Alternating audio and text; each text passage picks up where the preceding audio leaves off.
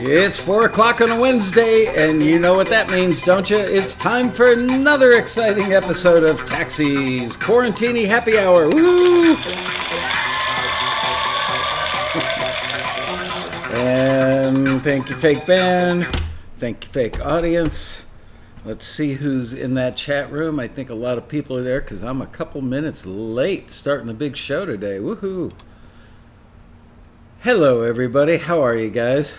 Yeah, I was upstairs in the restroom, let's just say. Okay.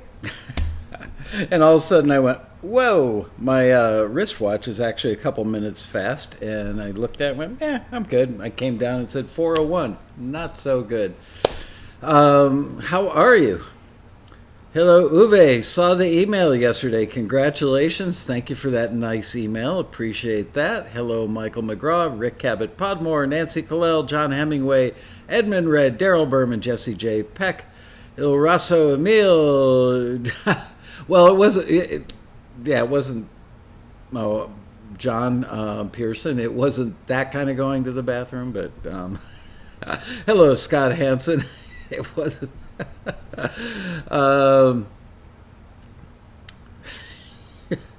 gonna leave that alone. Anyway, Brad Gray, Ian Shortle. Hey, Brad Gray, thank you for talking to that guy, middleman, talking about taxi must be a scam in the comments. Smack him around for me. Dan Weber, Trev Fury, Paul House, Darren Moss, Dave Merkel, Giovanni Lanza, Mark Reel. Wow, good crew today. Akira Canyon.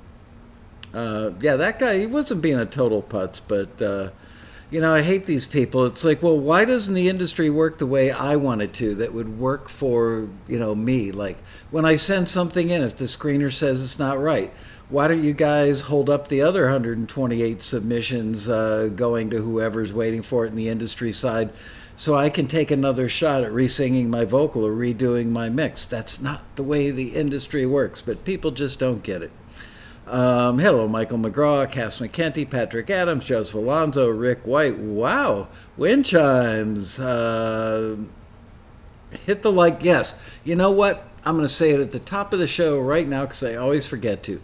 If you're not a subscriber yet, hit that red subscribe button. I think we're up to 15,400 subscribers now, which is nice. Also, give us a thumbs up. There we go. Excuse me. Today's libation is Red Bull, the Blue Edition. Blueberry. I wish they made the stuff without the caffeine. I don't need the caffeine, but I really like the flavor. Good. So, if I seem a little buzzed today, it's because, remember yesterday my wife was promising chocolate chip cookies to the guys working on our house. They're coming back tomorrow. So she made a big Tupperware container of cookie dough today. And I got to lick the little mixer thingies, which is always fun. But, like 15 feet away from me is a refrigerator with a quart of cookie dough sitting in there.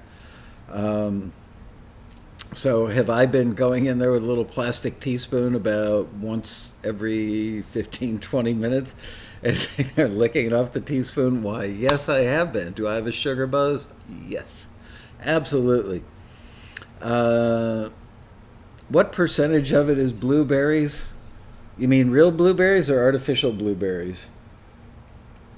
Let's see, it's got carbonated water, sugar, glucose, citric acid, taurine, sodium bicarbonate, which is baking soda, magnesium carbonate, natural and artificial flavors, caffeine.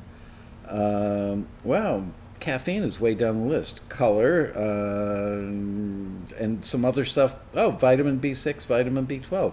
I can pronounce those. It's made in Switzerland. Therefore, it must be very precise, very thrifty. What other qualities are the Swiss known for? They love hiking and being outdoors. And they make really good army knives, right? Oh man, yeah, I gotta say it's very tasty. I do look guilty. Thanks, Nance. Um, very blonde they are. Hello, Andre. How are you, Ron Schultz? Good to see you. Um, Red Bull headquarters in Salzburg is amazing. Man, I'd love to go there someday. All right.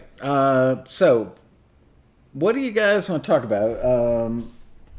Yesterday's show, I thought went really well. The discussion was awesome. So I ran over to the office today and I picked up these two books by Mr. Stephen Pressfield, Do the Work and the War of Art. I could pick some choice topics out of there. We could talk about those. Um, I also, here, let me get something else that I got at the office.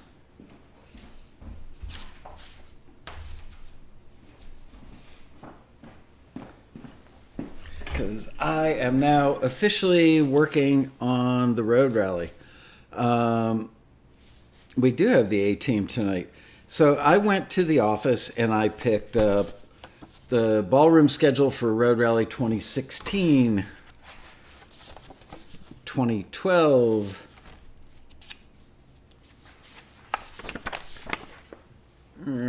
2019. See, do not toss. 2018, damn, and 2017. So the reason that I got those is every year when I plan what the panels are going to be, um, I have to make sure that I'm not repeating stuff that I did a year ago or 2 years ago. Some topics obviously kind of have to be repeated, so I have to approach them from a different perspective, maybe. Add some new panelists. There's some panelists that I just have back all the time because after doing 23 or I can't remember if we've done 23 or 24 road rallies now.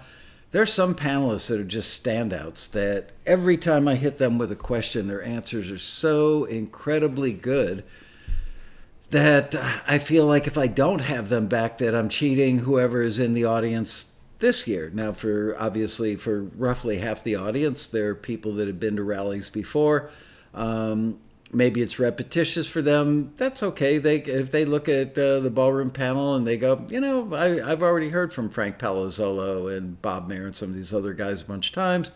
I'm going to go take some of the classes. That's cool. But there are actually people that I've reached out to do the rally because their resumes are great, their reputations are great. I feel like the real world experience they have would be great on a panel for you guys. And then I talk to them on the phone, and I feel like they're not that forthcoming. They don't understand how the road rally goes. That we're really givers up there. They're more of the school of like, yeah, man, what I do is like really hard. I have to listen to music and like decide if it's right for the scene or not. So I tend to make little notes about those people. I can't disinvite them.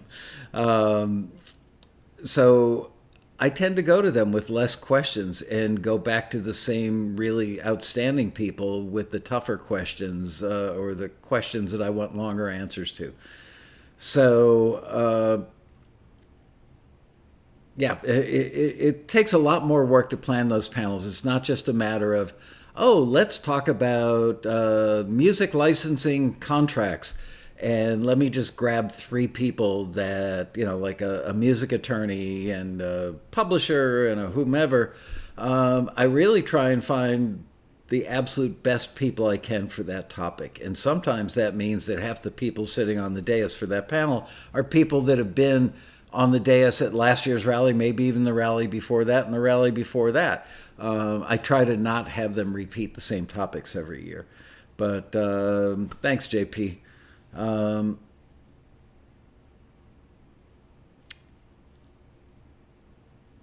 how many members from the 2012 rally would be at the 2020 rally? Um, I would say probably 25 to 30% of the people are there every year. Roughly, and this I'm saying this roughly, but I would say that the rally is about half new people and half returnees. Now, some of the returnees have been to 3 rallies, 5 rallies. There are people that have been to like 20 some rallies. The hotel still hasn't given me the official "you're out of the contract" yet, but they can't force me to have a road rally at the hotel when the governor says, sorry, can't do large gatherings. So, you know what? Keep the reservation for now. Because you're going to have plenty of time. Once I get the official word and make a public proclamation that we're not going to the West End this year, you're still going to have, 2.5, 3 months to cancel the reservation. So I wouldn't pull the trigger on that so quick.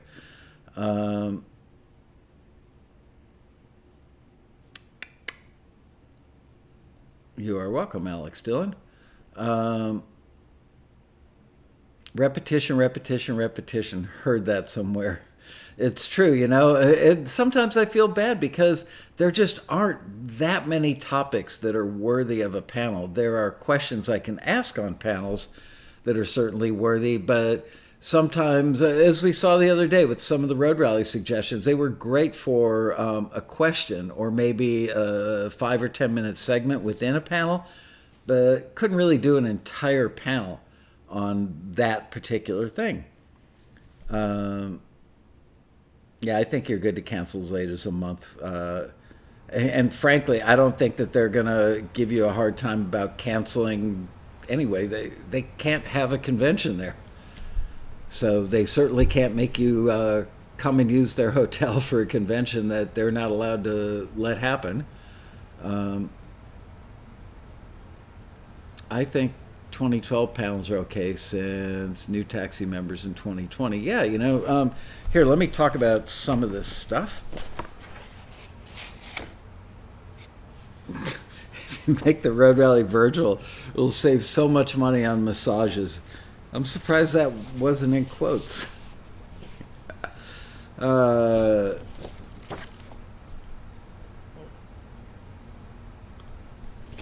Okay. Yeah, let me go back to 2012. I'm not going to necessarily read off everything that is in these. Oh, look. This one's mine because it says so. All right, 2012. Oh, yeah, that was the year that Diane Warren showed up and went, thank you. The next thing we did was a panel called The 5-Year Plan to Success with Your Music. That was with Matt Hurt, who's the father of the 5-Year Plan, John Mazet, Dave Walton, Barry French, and our very own Dean Crepane. Woo! Dean Crepane!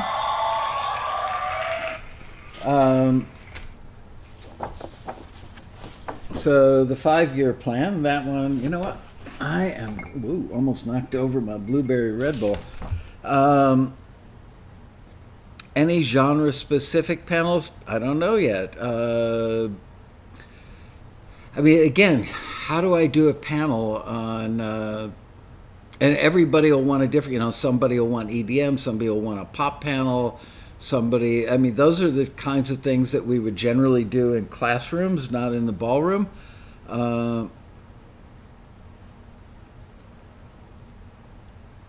Uwe, the hotel is the Westin LAX Airport Hotel. Put them all on. There you go. All right, so the 5-year plan, which is basically, telling you this is how it's going to go for 5 years, and it's going to take you about 5 years to start seeing a reasonably good to substantial income coming in. And that's 5 years, not 3.5 years of thinking about it or wishing that you'd gotten off your butt and done something. It's 5 years of hunkering down and doing the work. Paul says, that's funny. I thought exactly the same thing after I said it. Well, there you go. Great minds think alike. John Pearson says, the 5-year plan has worked for me. Okay, so I'm going to give that a red dot. The 5-year plan is a possibility. Um,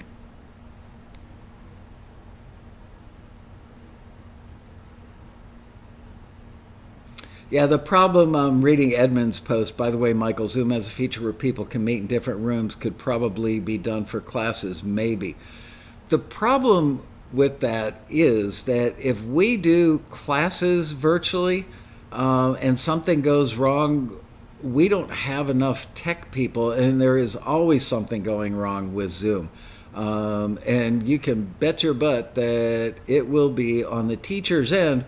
So let's say that I've got Robin Frederick teaching a class on her own, that I'm the grand ballroom. Yeah, this is the grand ballroom right here. And I'm doing that thing. And meanwhile, while the grand ballroom is going on, I've got classes going on. Somebody's not going to be able to get Zoom working. Somebody's going to get all laggy and glitchy because their upload bandwidth isn't good enough. And who's going to solve that problem is the problem. Um,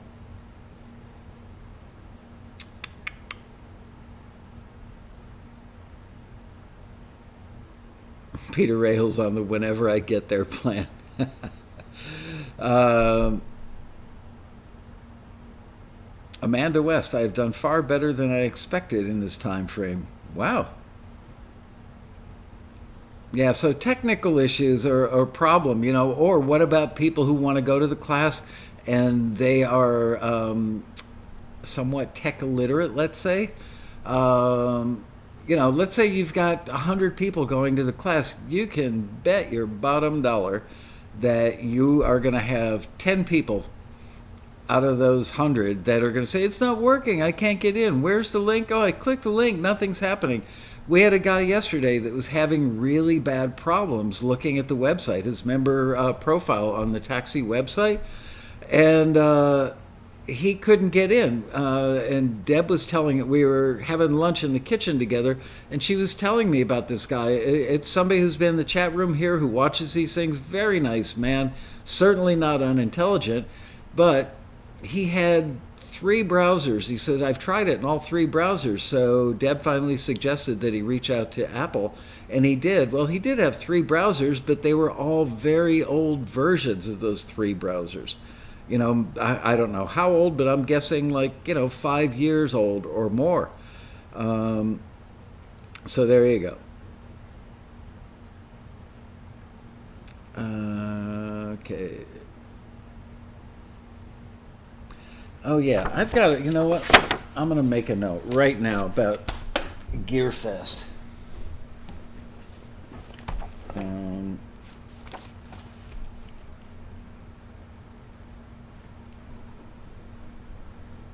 check out Sweetwater GearFest.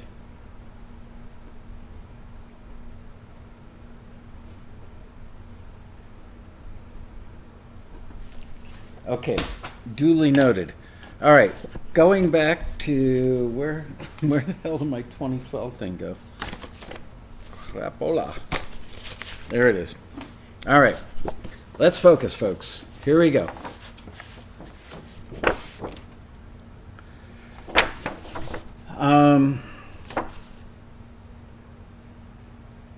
Anatomy of a film placement from spotting to sync. That was with one of the top 5 music supervisors on the planet, probably John Houlihan, his brother Kevin Houlihan, and Adam Weitz, who is our VP of Film and TV Music.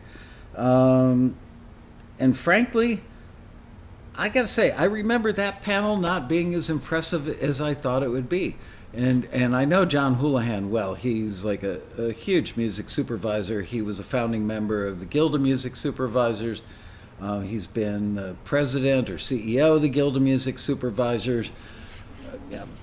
I've known him for several years. We've been out to dinner. He's highly intelligent, very well spoken. And the panel just, it was almost like the 3 people on stage were talking to each other and not really paying attention to the fact that they were sitting in a ballroom full of 1,000 people going, tell me how to do it. So I didn't love that one. Label and publishers A&R panel. Well, I don't know that we're going to be able to do any listening panels this year, but maybe that's still on the table. Um, Excuse me. The Members Guide to Success Using Taxi. Uh, we almost always do a panel that is somewhere centered on that topic. People, that like Matt Hurt and Chuck Henry, the Taxi All Stars. They usually have like one or two of the All Stars and some new up and comers that are starting to gain real traction. And people love that one actually because there are a lot of everybody in the audience for the most part. They want to know, what do I need to do to become successful? So they can sit there and listen to a top 5 music supervisor, and he's going to advise them about things that affect his decisions when he's picking music for this. John Houlihan does like big blockbuster films. I think he did like all the Charlie's Angels stuff, the remakes of Planet of the Apes. Who's the spy guy, British spy guy with bad teeth? Man of Mystery. What was his name? He did all those movies. Anyway, he's one of those music supervisors that always gets the calls for the big blockbusters.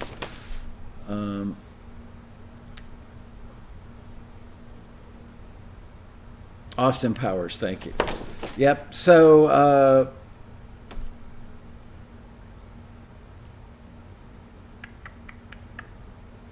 I'm looking down thing.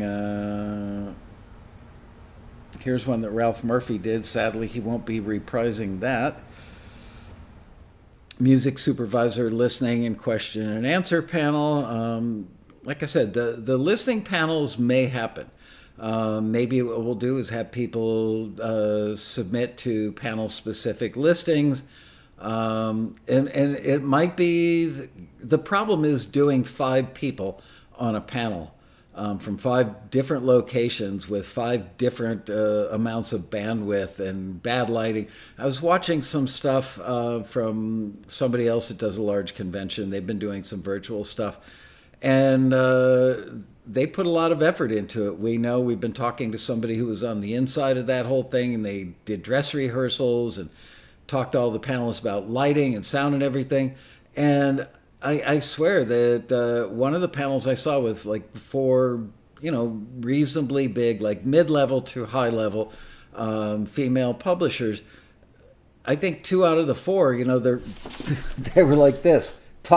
Their heads were cut off, or the bottom of their face was cut off. The camera was looking at the popcorn on their ceiling. So yeah. We'd have to certify that the songs aren't already published. Although, I don't know that I care if, we're not going to try and monetize these Road Rally things. It'd be nice if we could, but make sure that they're not published and that they're going to piss off the libraries they're signed with. That certainly would be a worthwhile endeavor.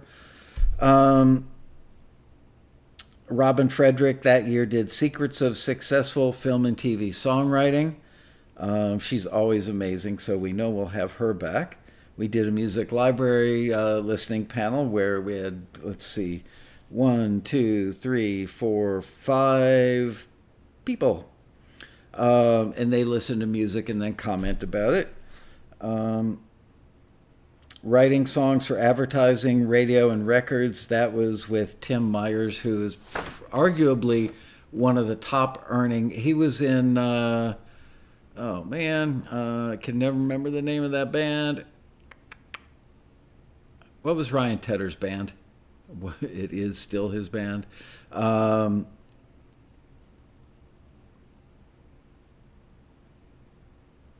yeah, there is special pricing, really good discount, but the road rally's not going to happen at the hotel, so it's a moot point.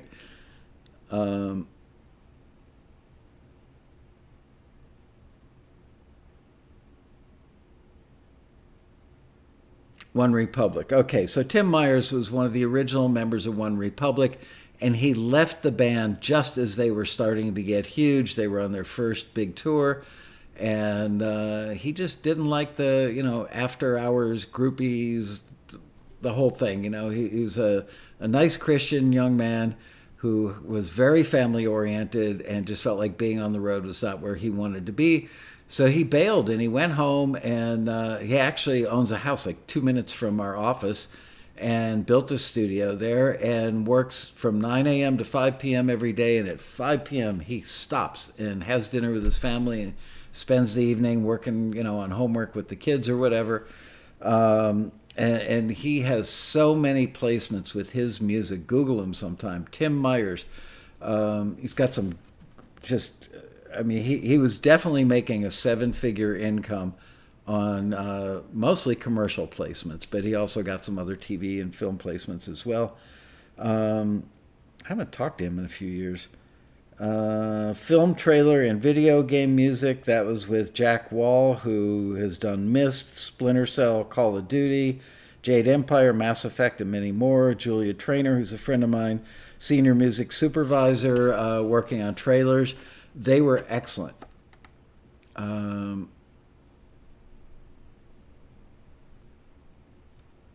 Yeah, I might cut the listening panels down to 3 people. We'll see.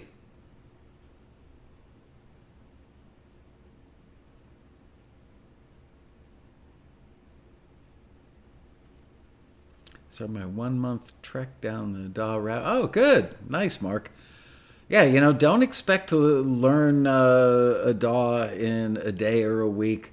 A month, you're going to start getting the hang of it. You know what? Repetition. I'm positive about this, even though I have not used a DAW. But that's how I learned my SSL was I barely ever busted out the manual for that thing. It was only like, in case of emergency maybe. But it's repetition. It's that muscle memory thing. Doing things over and over just makes you internalize it and get faster at it. Let's see. Music for advertising with a guy named Robert Miltenberg. He was kind of a mad scientist guy who was just great. Maybe a little like bounced around the topic, but just gave out tons of great information. Analyzing exclusive versus non-exclusive. I think, again, this is my problem every year. I know that half the people watching will have no idea what the difference between exclusive and non-exclusive is. I would venture a guess that virtually every one of you here knows the difference because you guys are regulars. Hit songwriters tell all. I had a bunch of great hit songwriters up there. I had Michelle Bell, who's done J-Lo, Britney Spears, Mary J. Blige, Paulina Rubio, and more. Barry Dvorzan, the owner-master writer, who did Nadia's theme, which is one of the best-selling records of all time or something crazy like that. The theme to SWAT. He's had a cut or two with the Eagles, believe it or not, the Carpenters, and many more. So he was definitely my old school guy, but Barry's stories are just amazingly good. He's a class act. David Pack. David Pack was the lead songwriter and vocalist from the group Ambrosia. And he's written songs for Ambrosia, Wynonna, Phil Collins, Aretha Franklin, Faith Hill, and more. And then Ron Nephew Feemster, who's written for Michael Jackson, JoJo, Nelly, 50 Cent, Mary J. Blige, and many more. Ron Feemster, one of the coolest guys ever. I love that guy. He's actually done a Taxi TV with me in the past, and we went out to dinner after that show. Another good family guy, man. His family comes first. Understanding what broadcast quality, contemporary, and retro mean.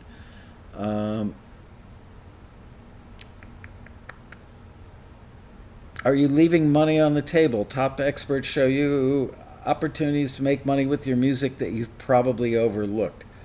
And that was when Sound Exchange was a relatively new thing, and it was probably like the only thing like that at the time. Anyway, so that was 2012. Should I keep reading more of these off from other road rallies, or do you want to talk about the books? Your call. It's your show. It's your hour. Actually, we've only got a half hour left. So you guys let me know what you want to do.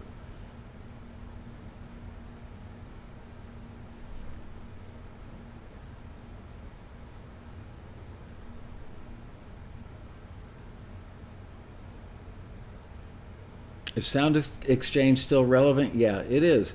But it's one of several entities that do that sort of thing, but they each do something a little different. It's really friggin' hard to understand.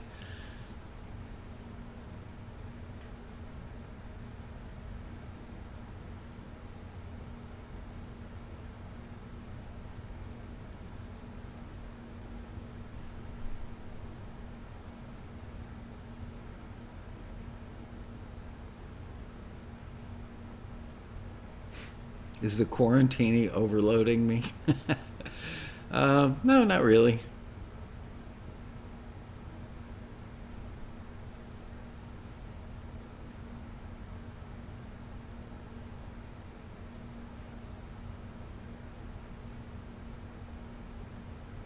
How many days is the rally? It will be 3 days.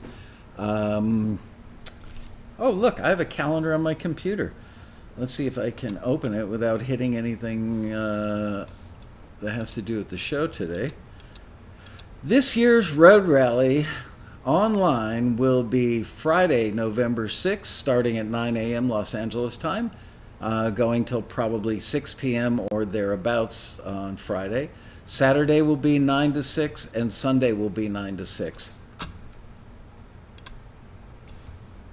So 6, 7, and 8th of November. Um, when there's a label listing, do they require you to be ready and willing to tour? Do they expect Americans? They don't expect Americans. I think that was probably more of an issue in the past than it might be now. Although I haven't had a direct conversation with anybody at the label to know that that's a fact or not. And here's the reality of touring for a song. Let's say you're a baby band or a new artist that just gets signed today. The ink is drying on the contract as we're having this discussion. A lot of people think you get signed to a label and that they just pick up the phone and call somebody really big and say, hey, I've got a new artist, would love to add them to your tour. And it happens. It doesn't.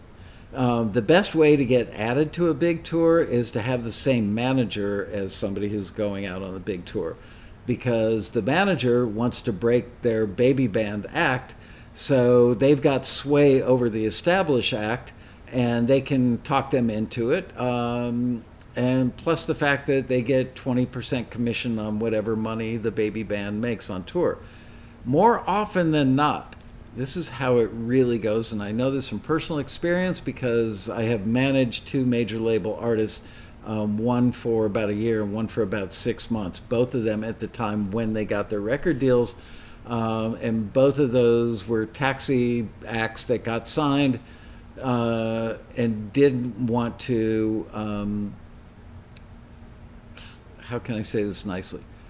They didn't love any of the big managers that we took them to meet. And they said, well, can you guys do it till we find somebody we actually like? So here's the deal. Baby band gets signed to a major label. The ink is drying on the contract right now. The label will buy you $5,000 to $10,000 worth of new gear. They may buy you a trailer that goes on the back of your 10-person van. They may give you $1,000 a week stipend to pay for food and gas. And basically, you go out on the road, and the label doesn't book the shows for you. But you will be playing more nights. More often than not, you will have more people on the stage than will be in the audience. I absolutely know this for a fact. One of the bands that we managed was called Bob Goblin. They were from Dallas. They were amazingly good, kind of a Blink 182 band. As a matter of fact, they were signed to the same label at the same time that Blink was signed to MCA, I believe. And they would play a different city pretty much every night of the week. Sometimes they would do like 3 clubs in one city and then move on to another major city. And sometimes they would stop, like, going between, let's say, Tulsa and Chicago. They might do Des Moines, Iowa, or Kansas City in between. So they booked their own stuff for the most part. They did have a booking agency that they worked with, but they also booked a lot of their own shows. And there were plenty of nights where they would call us from the road, and there would be exactly 3 people in the audience, and chances are those people were friends of friends that were told to go down and see the show tonight. It's not like a lot of people are sitting around at home, especially not these days, going, gee, I wonder if there's a show with a band I've never heard of that's new that I can go to. Some people like that discovery thing. Maybe a lot of people do, but I'm telling you, when they had 50 to 100 people in the audience, they were ecstatic. Every now and then, when they would go back to a city where they had played previously, they might get 200 or 300 people at a club because maybe they had, 22 people the first time around. Those 22 people talked to friends. It was several months later. The band had a single on radio. They were smarter about promoting their tour. So, maybe the second and third time at the same club, they had bigger audiences. But yep, those shows, it's not like just because you got signed to a major label, do not expect that you're going to go out as the opening act. Do you have any idea how many baby bands or new acts or even, like mid-level acts are out there that would give up a body part to tour with a major act? Playing a stadium with 20,000 people. Most people would be thrilled beyond belief if they could play, like an old theater gig with 1,000, 2,000 seats in it. One of those classic old theater venues. Okay, we're talking about patches. What did you miss? Right, Rick Cabot Podmore points out that all that stuff, the gear and the $1,000 a week stipend, it's all recoupable. So yeah, you're not spending the label's money, you're spending your money. Yeah, I've got that topic down already, Darren, how to self-release and market your own music. By someone who's done it recently and can explain it. There you go.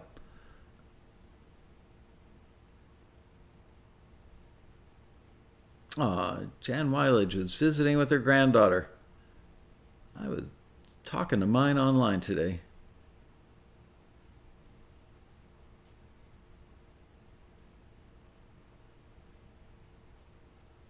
Darren, sorry, I'm going to stop spamming you. That's quite all right. All right. So let me see if I can find something. We've got 20 minutes left. Let me see if I have any profound notes. Oh, here you go. Yet another book where I've got notes inside. This is from, Stephen Pressfield. Should I say, I know Stephen Pressfield has an issue with being in a ballroom with 1,000 people. I've told you that before, that he was going to do the road rally, and then, at some point not too far out from the road rally, he said, I feel terrible, but I'm going to cancel on you. I just don't feel comfortable on a stage. Should I reach out to Stephen Pressfield and see if he would feel comfortable doing either a live video interview for the road rally, virtual road rally, or even a phone interview? I think he might be an excellent guest personally, just because I've read his books and love them. So, all right, I'm going to wait and see if anybody, Darren Moss says yes on Pressfield, Robert Martin, Ariana loves him. All right, I'm pretty sure I've either got his email address or his phone number. I'll reach out to him and see what he says about that. All right, so Pressfield, and this is just me paraphrasing something I learned in the book, my scribbled notes here, and this is so applicable. When we finish something, we're afraid to be judged. So most never complete the task, product, etc. So I remember when I wrote that note, and that was years ago, but I remember thinking, so many of you guys, and I don't mean you specifically, I'm talking about you in the general sense, people, musicians. Hey, Cass, how are you? Back again, huh? Excuse me. Hey, Keith. So many people that aren't you guys, actually. Excuse me. You guys you're dedicated. You're here all the time. You're doing all the right stuff already. But for all those musicians who either haven't joined Taxi yet, and they've got a lot of music that they haven't finished, or people who are Taxi members, oh, excuse me, am I keeping me awake? They don't finish stuff. It's better to leave it unfinished because you can always say, well, I got this song, it's not quite done yet. And you know what? There is that little devil on your shoulder or that little voice inside your head that's going, if I finish it, then somebody may tell me it's not good enough, right? So I think Pressfield is right on the money with that. I want to see what you guys think. Do you agree with that? That have there been times where you haven't finished something that you know in your heart you should have, but you were afraid to finish it for fear that once it's done, you could submit it to Taxi, it might be rejected. You could play it for friends or family members, go, it's not your best work. Crash after my sugar rush.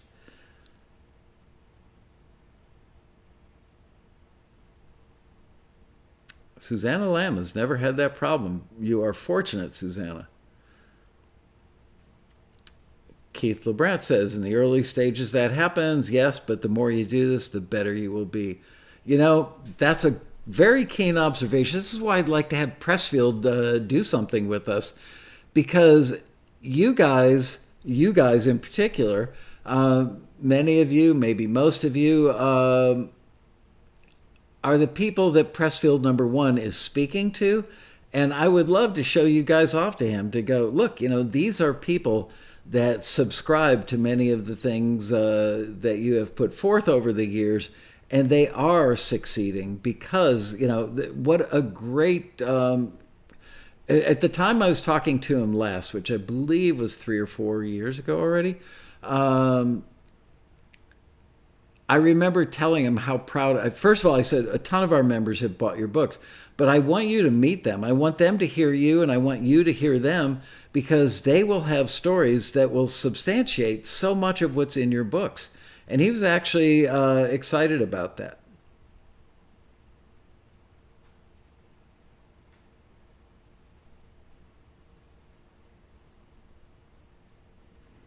JP says, I always want to get the screener's feedback. Sometimes it hurts, but... Susanna Lamb says, I like to hear as much feedback as possible. Better, because that's how I grow. Ian Shortle had... hey, by the way, I was on LinkedIn earlier today, Ian, and I saw that you looked at my LinkedIn page, so I went and looked at yours. Impressive resume, young man. Ian says, I had that problem for a long time. When I started showing people and getting feedback, I found it very constructive. Yeah, was it Winston Churchill or FDR that said, the only thing we have to fear is fear itself? I think that was FDR, right? It's true.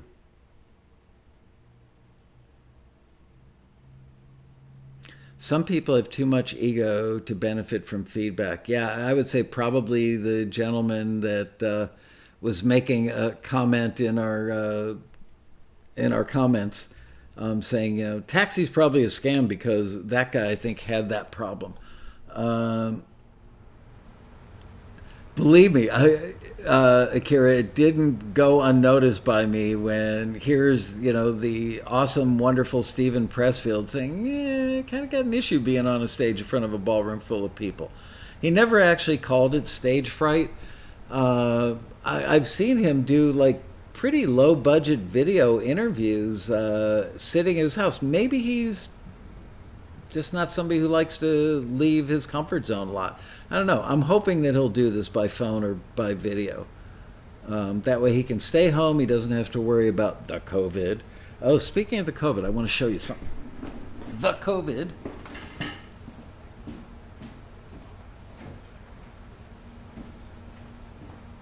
My wife actually said to me the other day, "Why do you always call it the COVID? Why don't you just call it COVID?" I said, "When you get the flu, do you say, I've got flu?"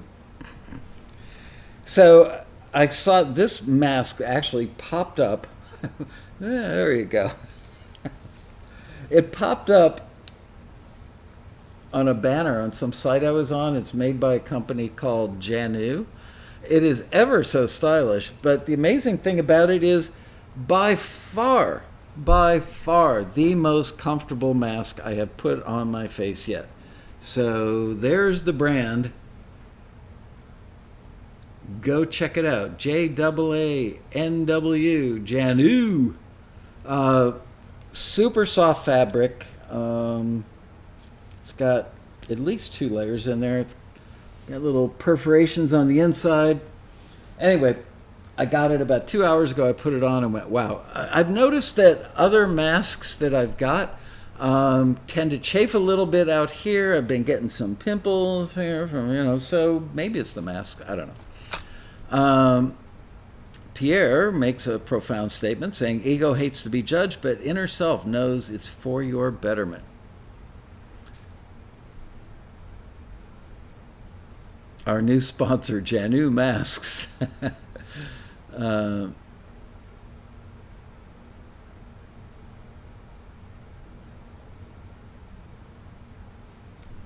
I've got to get Logic. I just keep hearing like one more amazing thing after another.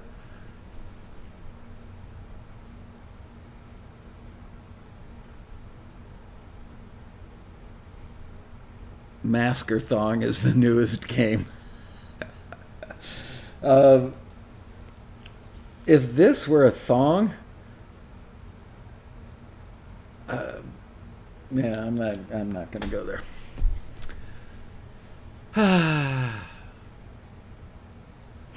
Wearing it as underwear. Stop the chafing.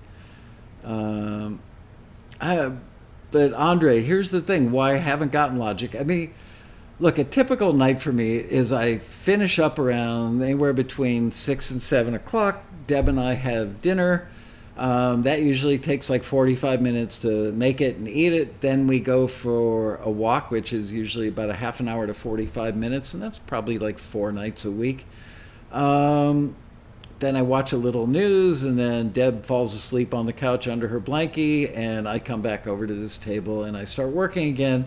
And I work for an hour or two till like 10, 11. Sometimes, the other night I started working again at 10:30. I worked till 1 a.m. I have emails from people that I adore, like you guys, that I haven't been able to answer yet. I have some big ideas for Taxi that I haven't gotten around to reaching out to the people to do them yet. So I'm afraid if I get Logic, knowing how much I'm going to enjoy doing studio stuff again, that I'm going to ignore Taxi, and I can't afford to do that. Certainly not right now. Watch fishing videos. There you go. I'm sure it is fun. What's the name of that mask? Glad you asked. And no, I don't commission these things. Janu. Can you, Janu? That would be the commercial I would make for that. Remember that? There was a men's cologne back in the 70s or 80s called Canoe, and the commercial was, "Can you canoe?"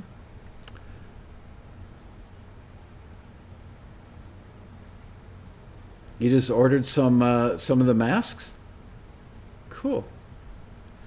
Road Rally was a game changer. So many people say that. They're on Amazon. Yay. Liz remembers Canoe.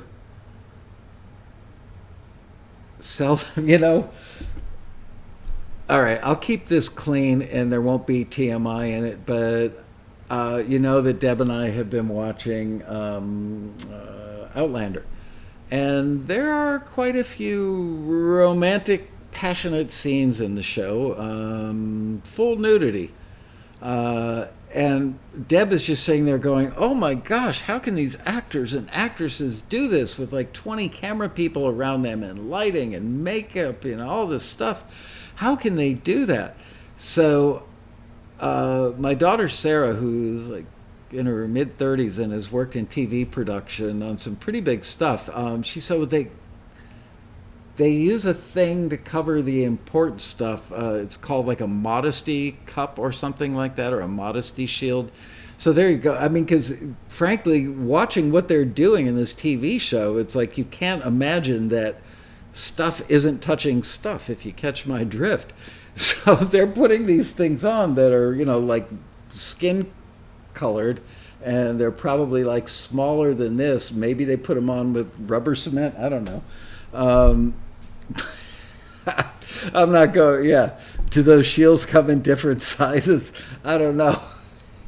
I just can't imagine that the shield is going to prevent some big excitement happening on the set. And what about the camera people sitting there going, "Oh my gosh"? I don't know how they do it. Oh man, yeah, those poor makeup artists. Next on Taxi, stuff touching stuff. There you go. Um, all right.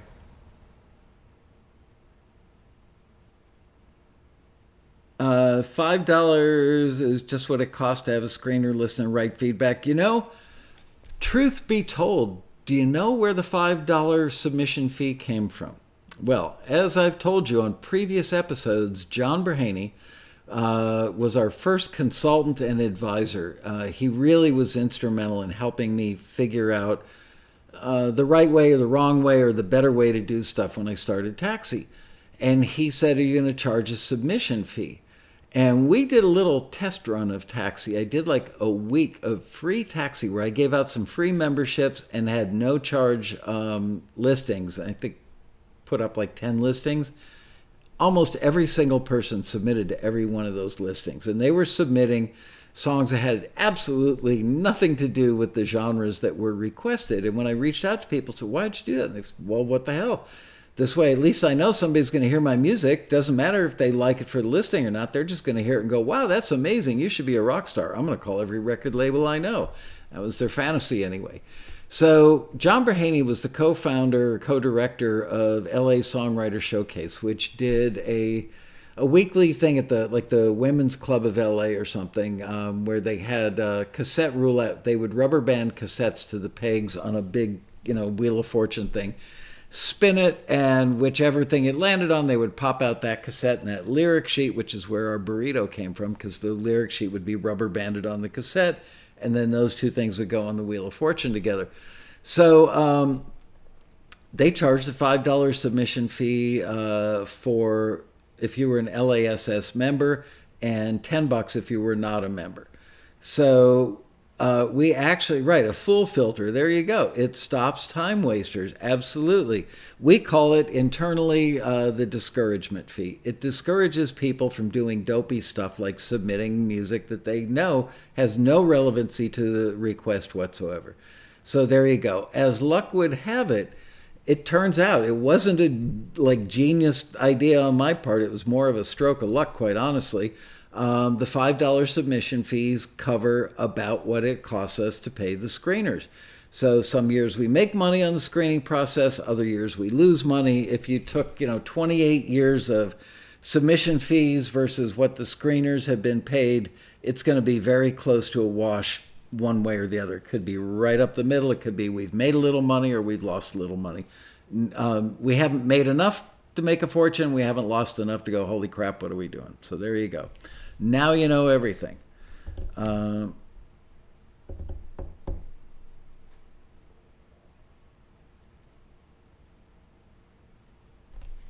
What are we talking about here?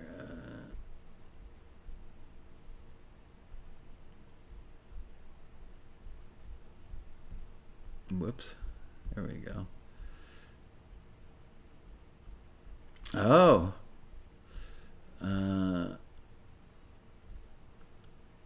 A wee bit of skin cancer with a 99% cure rate.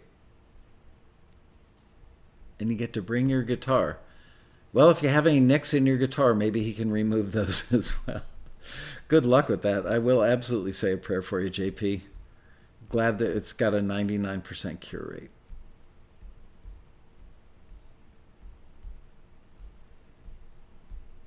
Okay. Um,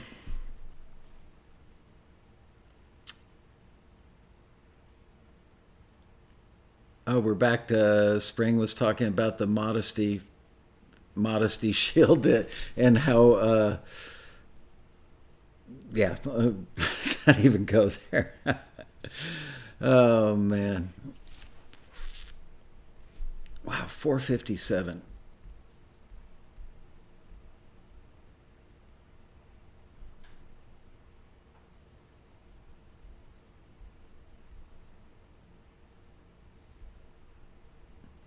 Yeah, there you go. I should get Logic, make some, build some tracks, submit them to Taxi under. I do have an alias, and see how I like getting critiqued.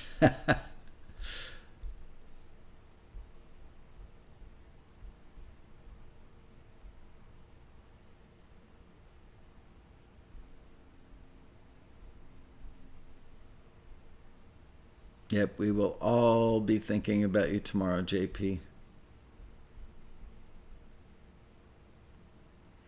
One more Pressfield quote to go. We've only got 2 minutes. Um, Nobody likes Pro Tools. Next on Undercover Boss, the Taxi Edition. Let's see, did I write any notes in this one?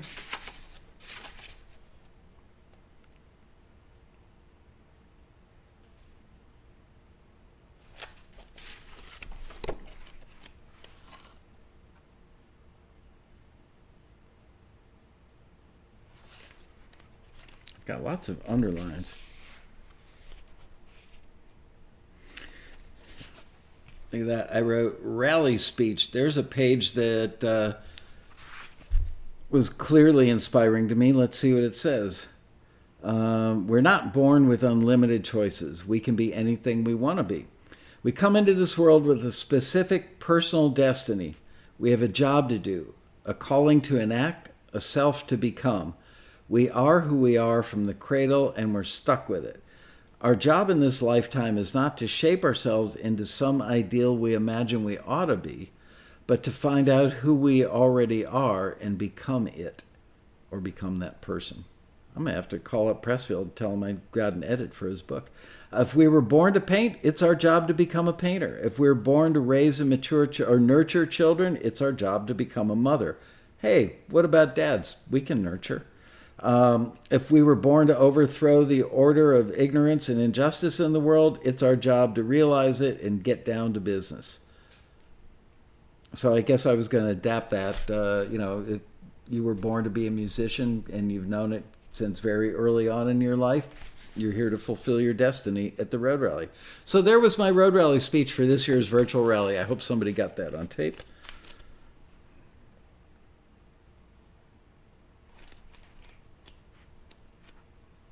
Let's see. Oh, it's 5 o'clock. Damn.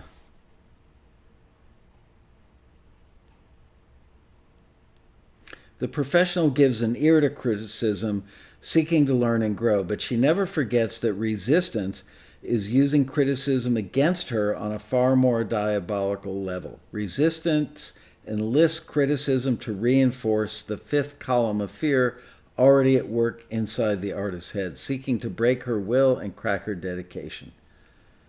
So yeah, that's there you go, the yin and the yang of criticism. Some people use it as learning experience, which many of you have attested to in the chat. Other people look at it as, well, there's my excuse for giving up. I can't handle the criticism. Resistance is futile. There you go. We're in overtime. The crowd goes wild. Everybody but Ariana. She's got other stuff to work on, I'm sure. Uh,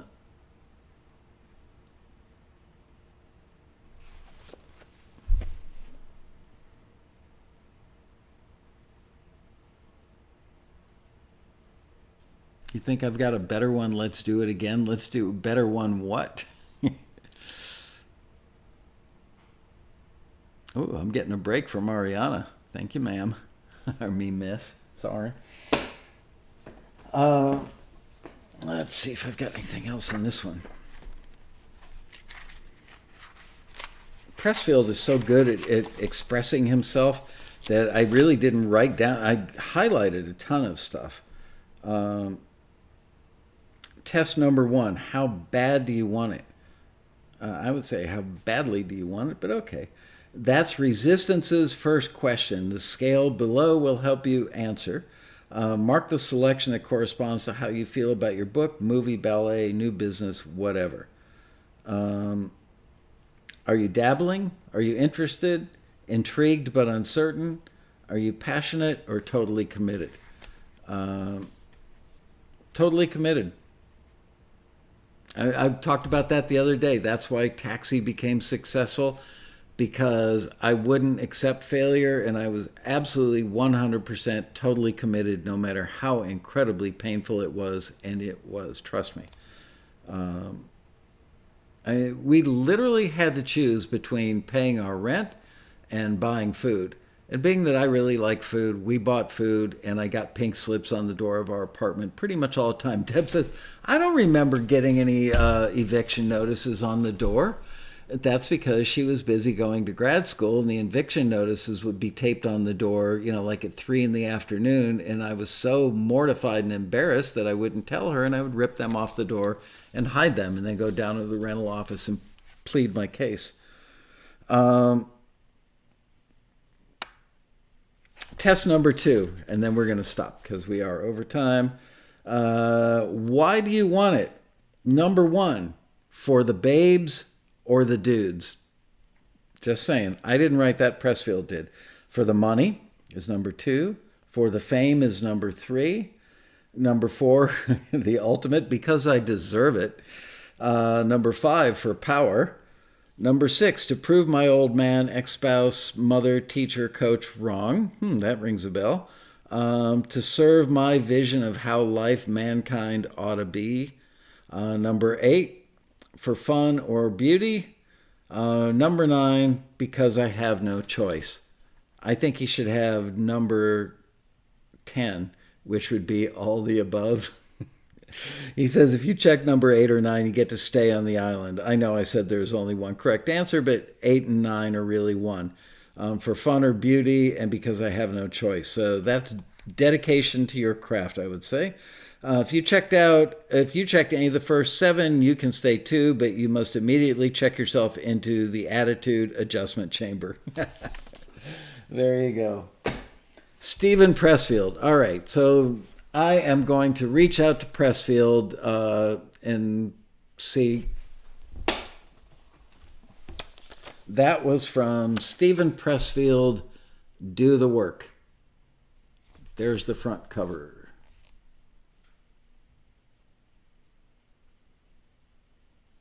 Yeah, I keep holding these guys up. Buy these books. I think this was the first one of his books that I read, The War of Art. Look, there I am with light on my face. Oh, Ariana, here you go. And, of course, the fish face. All right, guys. See you tomorrow. Billy Joel said he did it for the girls. Well, yeah, Billy Joel's not the most handsome guy in the world, right? He needed all the help he could get. Someday I'll tell you the story about standing next to Billy Joel in the men's room at the urinal around 1977, I believe. I think actually it was at a club called PJ's or JP's on the Upper West Side of Manhattan. Blue Steel. Oh, that movie's great. What was the name of the school? The school for kids who can't read a lot or something? Give me a pose, please. It was auto-focusing. All right. There you go. My puppy dog face. I don't have many faces. Blue Steel. How about, yeah, scratching my nose, scratching my head. There you go. Michael thinking hard. Tell the story. Uh, Thinking face. You got it, I hope. For just 10 cents a day, you can sponsor Michael. All right, remind me tomorrow to tell you the Billy Joel story, all right? And that'll be between chocolate chip cookies, which I may actually eat on air because it will kill me if I know the workers are outside working on my house eating Deb's chocolate chip cookies and I have to sit here and not eat one. All right, you need one, a chocolate chip cookie? Well, come on over. All right, JP, good luck tomorrow, man. Nothing to fear but fear itself. I like 99% odds. I would take those all day long. May the force be with you. May God be with you. And may the odds be with you. See you all tomorrow, everybody. Have a great night. Be right back here tomorrow. Oh, and don't forget, give us a like. See you tomorrow for another exciting episode of Taxi's Quarantini Happy Hour. Oh, a thinking...